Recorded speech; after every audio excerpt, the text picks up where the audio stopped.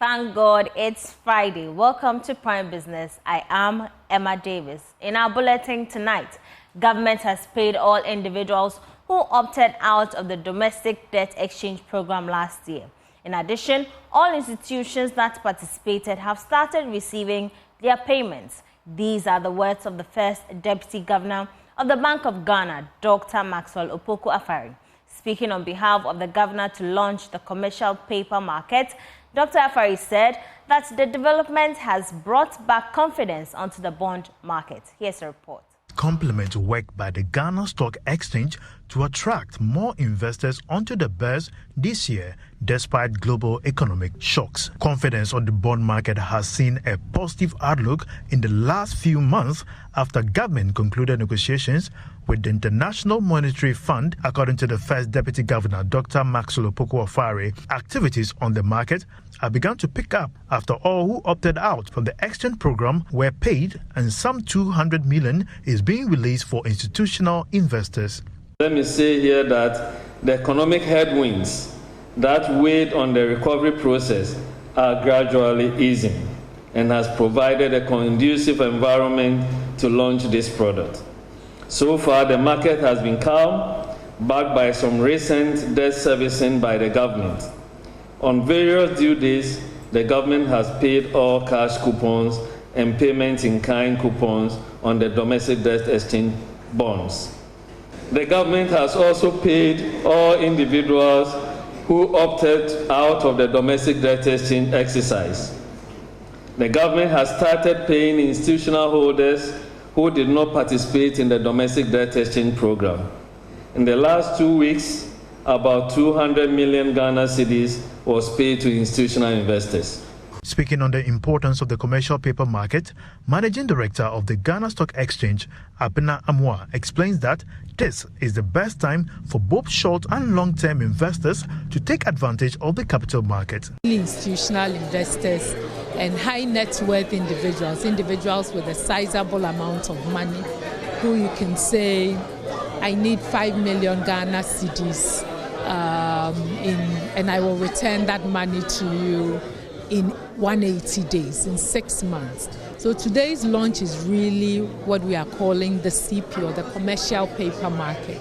A company that needs a minimum of 1 million cedis and meets our other conditions, aside going to the bank, can come to the GSC's commercial paper market, issue a security. We will put together, will facilitate putting together the potential investors, and once they like that company's what they want to do and are sure that that company can pay back the money, they become the option to raise that money for. The new commercial paper market is, however, dedicated for large companies to raise funds. The Bank of Ghana has debunked claims of involvement in any dubious payments in line with some government projects. This is coming after a backlash from the public on the final payments made for the construction of the Palugo irrigation project. Director of Communications at Bank of Ghana, Dr. Bernard Otabil, tell Joy Businesses James Ishan it followed due process before any payments were made. It's very important for us to understand the role of a central bank, and in this case, Bank of Ghana, when it comes to government payments. As a central bank, we also the chief cashier of the government. In that case, we are a banker to the government. So we receive payment just as in your normal banking transactions. You would get payments from, you would send your request to a bank for a payment to be effected on your behalf, and provided that you have the right funds and your account is rightly funded, you get paid. That's exactly what it is. I mean, we keep the government account, the consolidated funds and everything is with us. So a ministry or a department, an agency would make that request. That is the request to the central bank authorizing for some payments to be made. Of course, when it comes to the banking department, we just don't pay.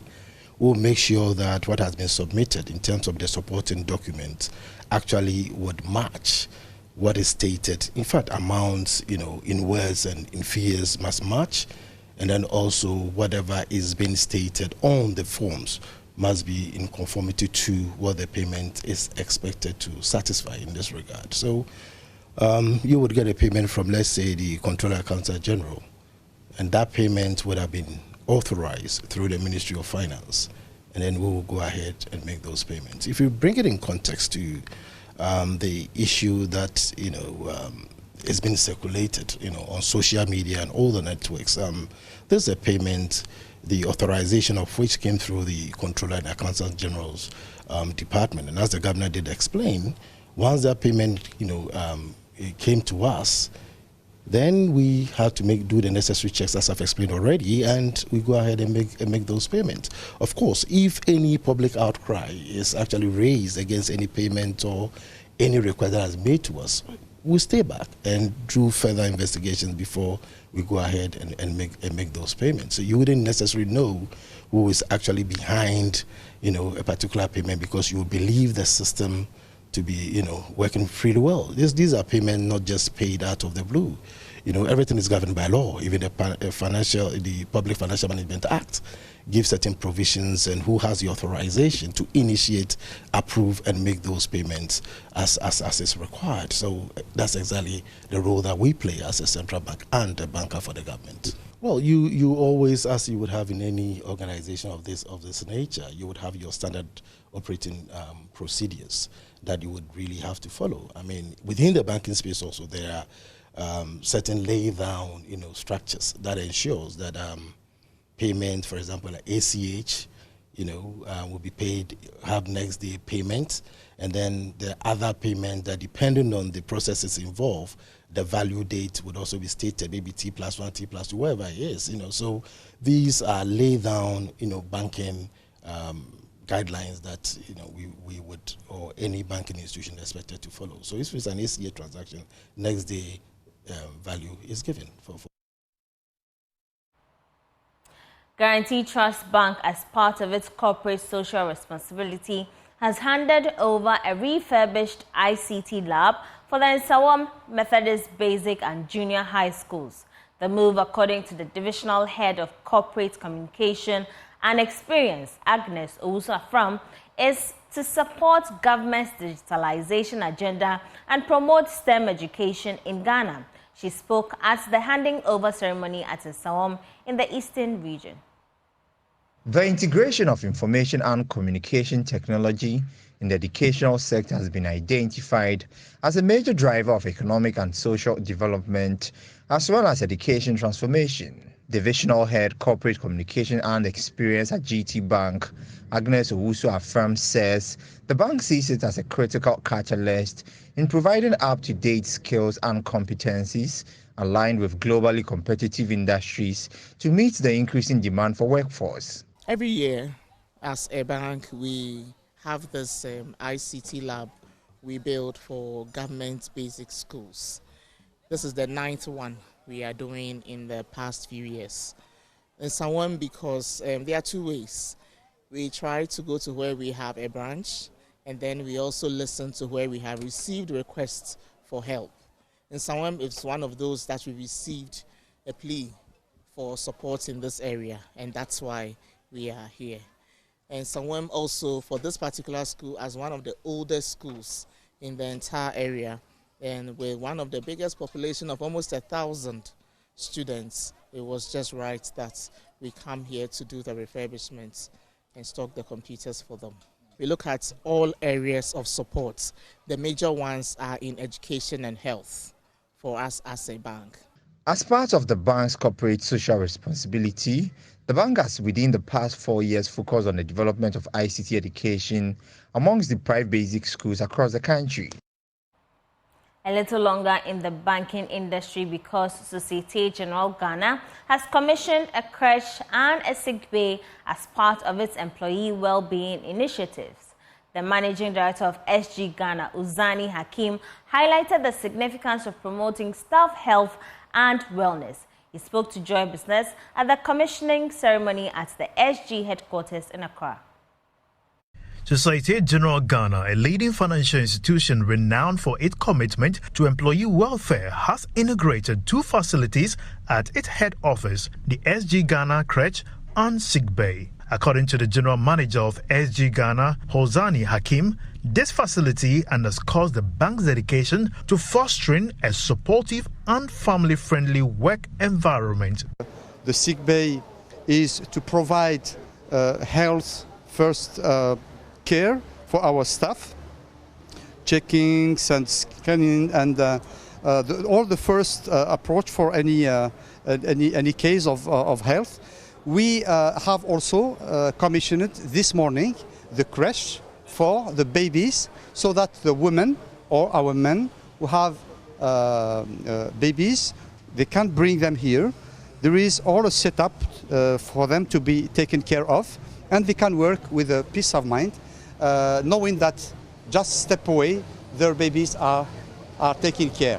So all these initiatives, once again, enters in our HR and CSR initiative to ensure that our staff have a right life balance and they can work and deliver without being stressed.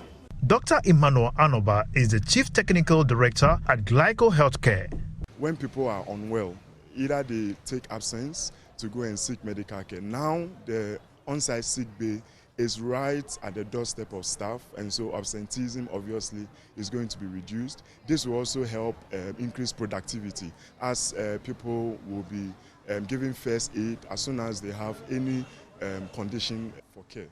The SG Ghana creche and sick bay are supported by Glyco Healthcare, Sparkle for Kids, and My Health Corp, among others. Winston Taki reporting for Joy Business.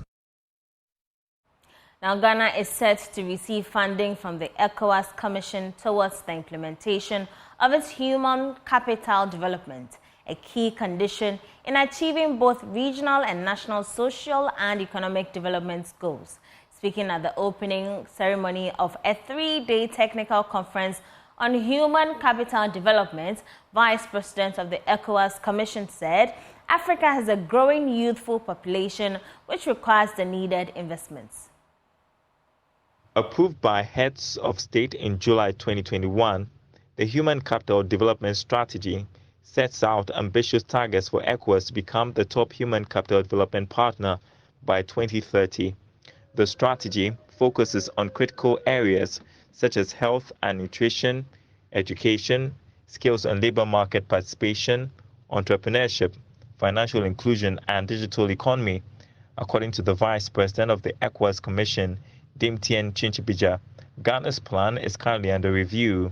We've also had Ghana that sent in their documents for us to support them. So Ghana is also going through the next step, the next phase of this project, where we'll be providing support to the Ghanaian National Human Capital Development National Cell here in Ghana, and help them elaborate the strategy.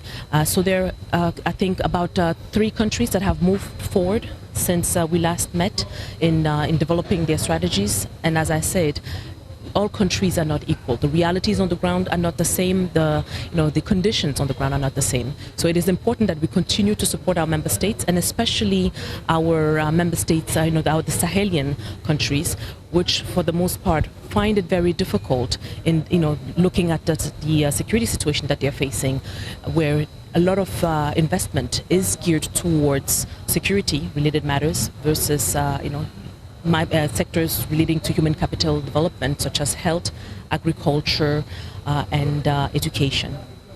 On her part, Charlotte Lejeune, a representative of the Belinda and Melinda Gates Foundation, said her organization is committed to investing in people.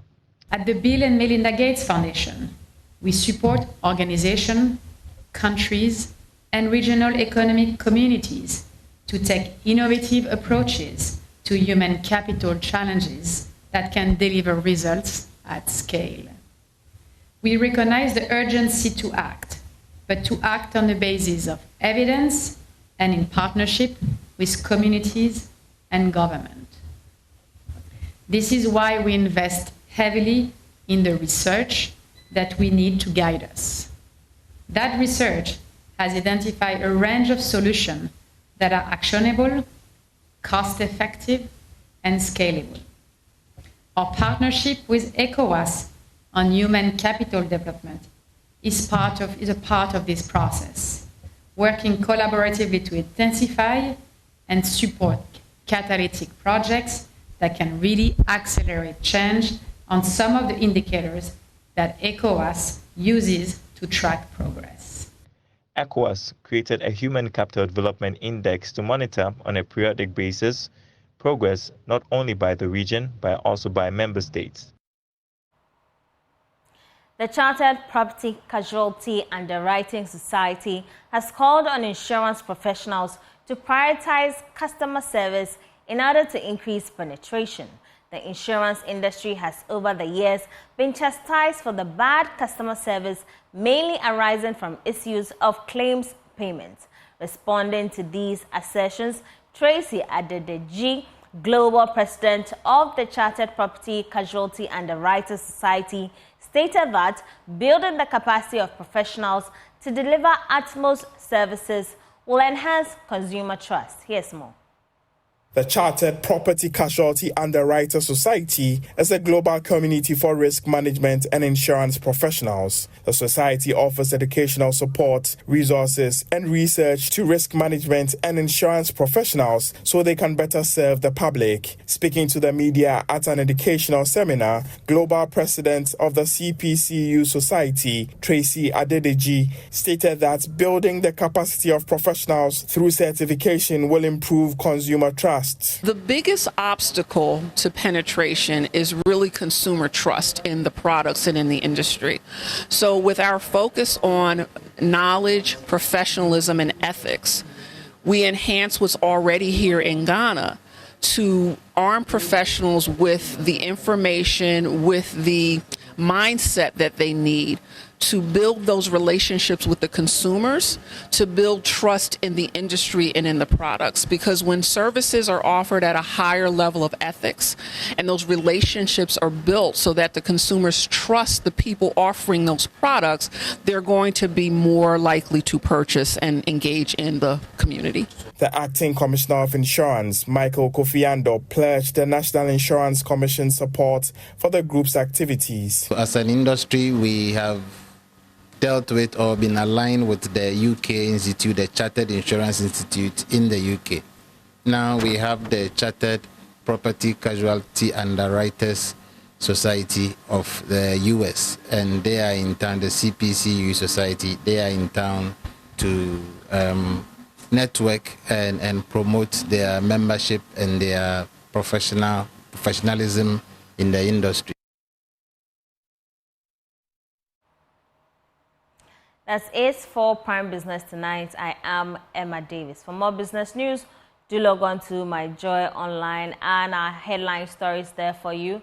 Indum hints at Bring Back GN Bank nationwide campaign. We are confident about our board meeting in June on Ghana's second review. That's according to the IMF.